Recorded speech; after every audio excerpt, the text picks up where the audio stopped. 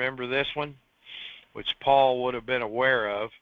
I understand the Gospel of John hadn't been written yet, but by word of mouth and by those, the original 12 that he spent time with, especially Peter, they would have shared many of the first-hand accounts of Jesus' teaching to Paul as they sat together. Of course they did. With Paul's great mind, he would have locked on these things like a steel trap. But remember in John 2 at the end of the chapter, now when verse 23, now when he was in Jerusalem at the Passover, in the feast day, many believed in his name when they saw the miracles which he did.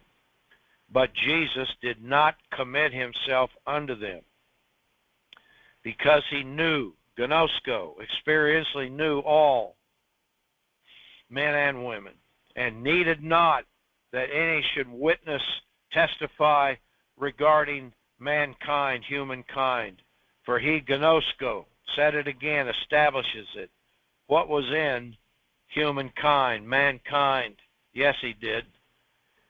Only a few months before this record, and I checked this from our chronology in the harmony of the Gospels, it was only 7 or 8 months previous when God sent him into the wilderness for 40 days and 40 nights with the wild beast to teach him discerning of spirits. He already had that incredible 40-day period of learning to back up everything his dad and mom and life in Nazareth had taught him about human nature.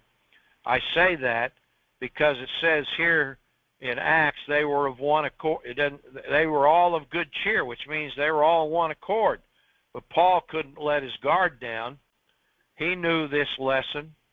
They're patting you on the back one day and slapping you in the back of the head the next, or looking for a club. Human nature can be so immature, so weak, so circumstance conditioned. It's a rare individual that's not circumstance conditioned. But a true faithful believer, disciple, minister is not circumstance conditioned. You know, you get along with a teacher, he's teaching you things, it all seems your life's working out, everything's good. Then you get hit with a sickness, or you get hit with a financial setback, or you get caught in the middle of a hurricane, and you got to believe God to survive. Who's the first one you blame? Not God. No, you're going to blame the teacher. That guy was full of prunes. He said if I believed God, he'd take care of me. Well, you're still alive, aren't you? Most are circumstance conditioned. So you're careful about that. It's just life. Come on. But look at the lesson in here.